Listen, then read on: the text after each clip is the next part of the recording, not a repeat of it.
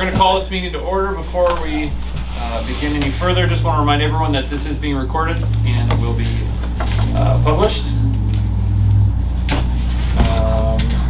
Everyone please stand to the pledge, please.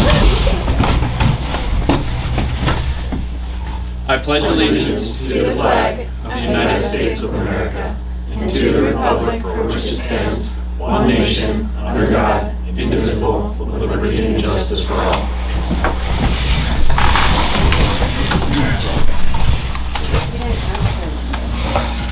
We are on to our consent agenda. Do I take a motion first? I forget. All right, I'll take a motion to approve the consent agenda. I'll make a motion to approve the consent agenda. I'll second. All right. First and second. Sorry, I'm blanking. You're fine. Any discussion? Any discussion? Any questions? On the minutes, notes? No further questions. All in favor, say aye. Aye. Aye. All opposed, same sign. Motion passes to approve the consent agenda. And then payroll and claims are coming down for you guys to initial, and Rick did claims this month. Yes. All right, next we are on to our public comment. This is the time for comment on public matters that are not on the main agenda. Members of the audience are encouraged to briefly address the trustees on an issue that is not on the agenda. The chairman of the board will seek comments from the audience on significant items as they occur. Public matters do not include pending legal matters, private personnel issues, or private student issues. Please do not attempt to address such issues at this time, or you will be ruled out of order. To ensure everyone has had an opportunity to speak, each speaker will be given a 2-minute time limit. Any public comment? Can I just say, we're doing our Operation Chris. State your name, please. Yes, I'm Sarah Ann Klevy. I just want to say thank you to our awesome board. We're doing our packing party tomorrow, and well, the school support is always so much appreciated. And then you guys are just awesome, always stepping up and donating donuts and toys and stuff. So thank you guys. You guys are awesome. Any other public comment? Okay.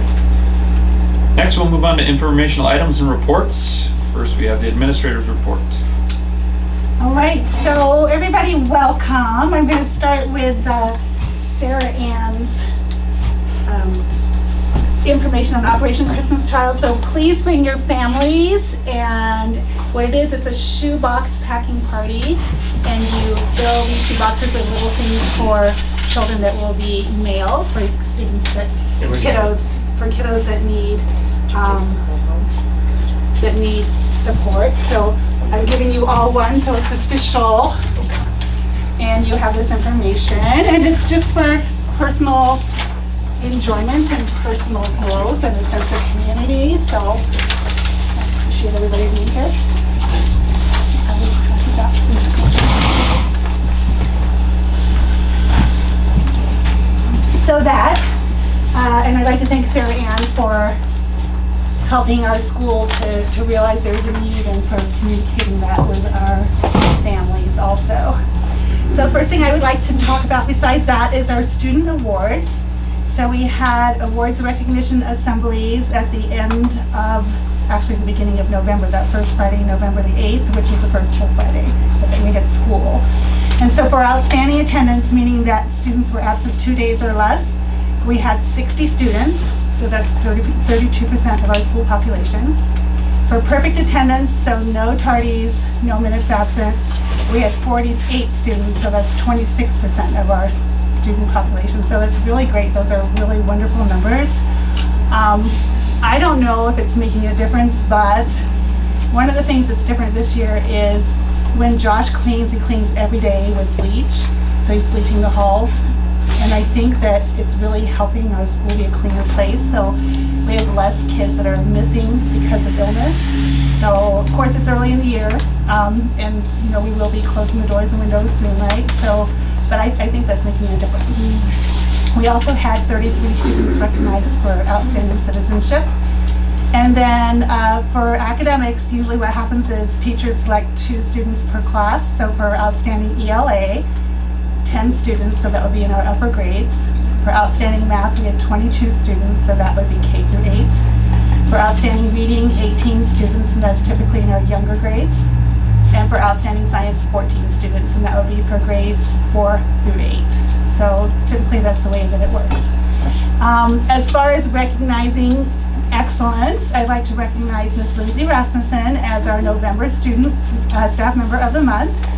So outstanding attributes of honesty, friendliness, strong work ethic, being kind and respectful, professional and responsible, being prompt, patient and empathetic, and always seeking to self-improve. There were other qualities too, but those were the main ones. So she received a coffee card, a preferred parking space. She gets a bulletin board all about herself, and she said she doesn't like to take pictures, so we're going to have the kids draw pictures of her and put them on the board, so that'll be super fun. And she will be recognized on the reader board, and she has been recognized with a big announcement at school, and the kids clapped and cheered for her and all that stuff, so that's really fun. So congratulations to Ms. Rasmussen. Other things that have happened since our last board meeting, we had our vision screening on November 7th. We've had 2 nights of parent-teacher conferences and a book fair. We began quarter number 2, so we are almost 2 weeks, I think 2 weeks into quarter 2 already. We had a staff training on November 1st for Into Reading, and it was a Tier 1 intervention training, so how to reach students at the very basic levels, all students across all grade levels, for those very basic things that they need in reading. So we had that training, the presenter was here. Regarding sports, we had our 8th grade night last night, so our 8th graders were Roy Byrne Brown and Brecken Farrell. And we have 2 more away games, and then tournaments begin December 2nd. We have skirting on our portable now, so that was put on this weekend, and the electric is to be hooked up this week, so we are well underway. Our breezeway is still in a state of ill repair. We need to get the concrete poured, and we are looking for somebody to pour that concrete. So what happened with that, Dawn? Because last we heard, wasn't he going to come back and do it, or? Yeah, so it has been a series of errors, I'm just going to say it that way, and it hasn't gotten done. Okay. So we're looking for someone to do the concrete. Okay. Okay? So he's not gonna do it now? He's not going to pour the concrete, that is correct. Yeah, so it's been a series of steps, and we just said we need to get somebody that can get it done. So. Okay. And then the weather has changed, so it's gonna have to be tented and all of those kinds of things, and to do it when it's the warmest of our cooler days, so. Do we have anybody lined up? So Jay was checking on it. He's been absent for a couple of days, but he was working and communicating with some people Okay. about it. So I can put him in touch with you if he doesn't find someone else who's in touch with you if you want to Okay. do that. Yeah, no, that's fine. So that's where we are with the breezeway, and it has been an unfortunate series of events. I don't like to say it that way because of the book series. But anyway, we are looking and we are working on it, and I'm well aware that our staff and students are struggling because of that. So we're trying to get it resolved. Next thing I would like to talk about, we had a program where our veterans came to our school and they educated our student body in grades 2 through 8. So they came and they did an educational presentation. They taught children about the role of the veteran and the importance of serving their country and community. The students got to say the Pledge of Allegiance, and they joined Courtney Sprunger in the singing of the Star-Spangled Banner. K-PAX was here and recorded, so if you want to see it, October 31st is the day that we were on K-PAX the first time. Then K-PAX came back again for our Veterans Program on November 11th, and we were on TV again for the Veterans Day program on November 11th. And one of the things that they were so impressed with was our food drive. So this year, our students and community members donated 740 pounds of food for the Veterans Pantry Food Drive. And last year was our first year that we did it, and we got 300 pounds of food. So it's really exciting. Miss Rasmussen's class won a pizza party for donating the most food. They had 216 items. And the veterans gave us a certificate of appreciation. So certificate of appreciation, the certificate is awarded to Smith Valley School in recognition of and appreciation for your outstanding support. Your support shows you are truly dedicated to helping all veterans in our community. Thank you for supporting our local veterans with a helping hand up and your dedication to providing community service to all. Northwest Montana Veterans Stand Down and Food Pantry Veterans, helping veterans and communities. So we received this beautiful certificate from them.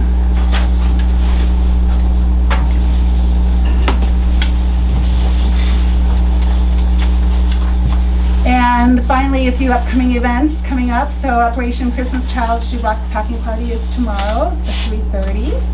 We have our second Hot Chocolate Thursday. That will be this week. Last month was our first one, and we gave away 50 hot cocos. So I'm hoping that we can give away 75 this time. We'll see what happens. It's free. It costs the parents nothing. It's just our way to say thank you to them for dropping off their kids and picking them up every day. We have Pie Bingo this Friday, and if you've never gone, you need to go because it is ultra fun, super amazing. We have a pig raffle underway. Wreaths will be picked up on November 26th, and our Christmas program is December 19th. So that is what I have for you guys. Lots of things going on. We're a busy little school. All right. Thank you, Mrs. Smith. You're welcome. Next, we're at our clerk's report. I struggle following Mrs. Mack because she always has a very well, put together report, and mine is numbers. So you're welcome for the numbers. I don't have a lot to say about them because they generally speak for themselves. The one thing that I do want to highlight, and you guys will see a note on the cash report about the PJ Club, and it's still in the black, well in the black, so we're doing good on PJ Club, which is awesome because we want to keep the program rolling for our students and parents. So far, so good this year. So that's the main thing that I want to highlight. I don't have anything else to highlight on the reports. We're right on track with where I expect us to be with revenues and expenditures at this time of the year. So does anyone have any questions for me? So on that daycare, you said there was, what's that cash deposit? Was that what was collected? Are you talking about the note that I have on there? Yeah. Go back to my notes. Yeah, oh, sorry, it's for CC payments, so credit card payments. Okay. Yeah, so credit card payments, because they go through a clearing account, so that they don't go directly into Fund 170, they go into a clearing account, and then I have to write a check from the clearing account, which I can't do until the month is complete. Okay. So that I know how much in Tuition Express we actually made minus fees, and then I write that check back to Smith Valley School, so we're always a month off. Okay. That's why I give you guys that note of like, cash and check deposits are in there, but credit cards are a month off. So I give you that note to let you guys know. Cash and check wise, we were in the black just with cash and check. We were at 342. Add in credit cards, and now we're to the good $1,600. 1,600. Okay. Yeah. Perfect. Thank you. Yeah. Good question. I'm curious of what's kind of helped that turn around or turn for a little better. Yeah, I think it's the new fee structure because as far as I've heard, we've lost students participation. We've lost some students. So I would say that it's the change of the fee structure that we finally found the number that makes it stay in the black. Good. Where regardless of the number of students that we have, and we're able to have 2 staff members and they're working, and we're able to be sustainable. So like I said, so far so good. We'll keep an eye on it every month and keep track, and if it starts to dip, then we'll have to look at student attendance and see if that's the problem, the driver, and we have to make sure that we can find which number kind of keeps us in that balance point. Okay, great. All right, is that it? That's all I have. Okay, thank you. Next, we're on to our action agenda. The following items are for consideration and possible action. First, personnel. Any offer of employment is contingent upon receipt of satisfactory criminal history background check and satisfactory drug and alcohol screening results. For some positions, receipt of satisfactory pre-employment screening. First item is hire T. McGuire for .7 FTE special education paraprofessional. Take a motion. I move to hire Tracy McGuire for .7 FTE. I'll second that. All right, any further discussion? Congratulations. Thanks, guys. I appreciate it. All right, all in favor say aye. Aye. All opposed, same sign. Motion passes. Next we have, take a motion for T. McGuire fiscal year 25.7 FTE special education paraprofessional contract. I move to approve T. McGuire FY 25.7 FTE special education paraprofessional contract as written. I'll second that. All right, any discussion? No discussion, all in favor say aye. Aye. All opposed, same sign. Motion passes. Next, M. Matulovich, $2,000 robotics director stipend. I'll take a motion. I'll move to approve M. Matulovich $2,000 robotic director stipend. I'll second that. Any discussion? Yeah, I just want to talk about the funding for that. I was able to request funding through our Title I programs for essentially for STEM, as a part of the STEM program, so we were able to get that. Okay. All right, all in favor say aye. Aye. Aye. All opposed, same sign. Motion passes. Sweet. Thank you. I'll take a motion for MTSS district implementation team stipend of $500 per person for the following individuals: Jay Getting, C. Digley, C. Hansen, J. Eastman, D. Matt, and M. Matulovich. Take a motion. What is MTSS? It's the multi-tiered system of support that we've got in the school to help reach kids at every tier level, tier 1, 2, and 3 throughout the school. It's academic and behavioral, and we have a grant for this. We're in our Okay. second year of the grant. It replaced MBI, right? So that might make Yes. more, Bob, it replaced the MBI. Oh, okay. And the differences between MBI and this is the MTSS also includes a mental health element of it. So we're working with a coach, and we meet monthly with the coach, and we also meet after school, and we have all of this training that we're doing. So yes, that's where we are. Okay. Do I have a motion? I'll move to supply a stipend for the MTSS team. I'll second that. Any further discussion? All right. All in favor say aye. Aye.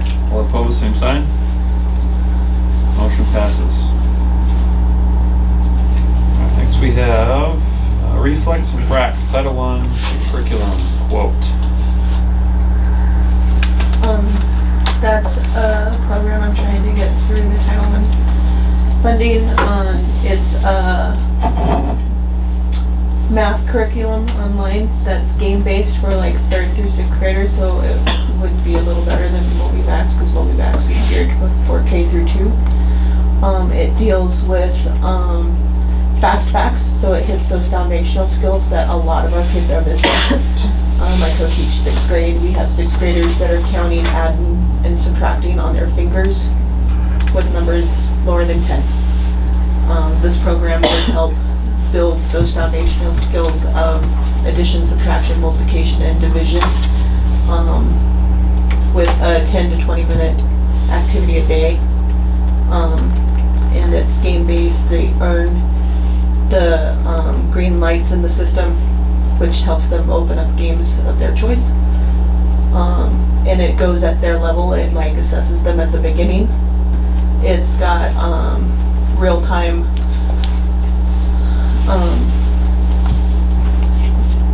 the teachers can get real-time assessments for the kids that shows exactly which facts that they have mastered, which ones they haven't. They can earn rewards and certificates through the different programs. It's very incentive-based. That's the reflex portion of it. The frax portion of that is fractions. And a lot of our kids are not getting exposed to fractions. They're not getting to it in the curriculum. because they're spending so much time trying to teach some of the basic concepts, so they're not getting to some of the higher level skills. So it gives them a fun way to introduce fractions,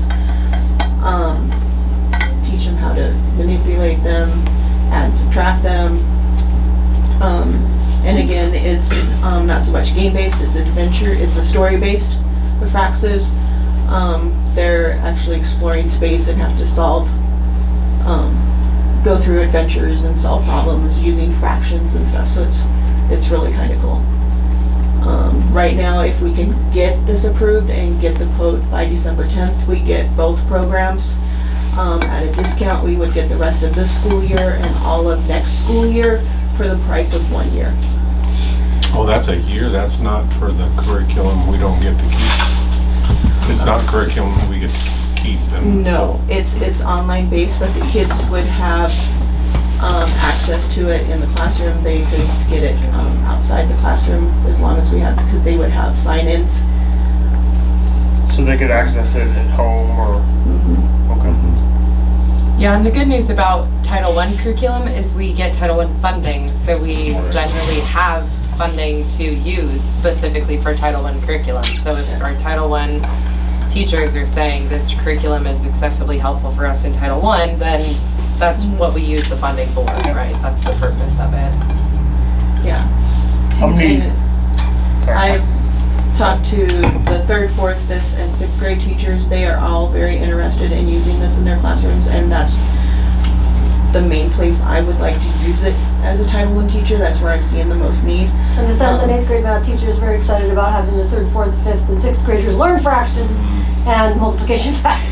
Exactly. It would also be really good with Ms. Hanson's kids. It's something that they could use in her room as well as some of our 7th and 8th graders that are still missing some of those foundational facts to help improve those.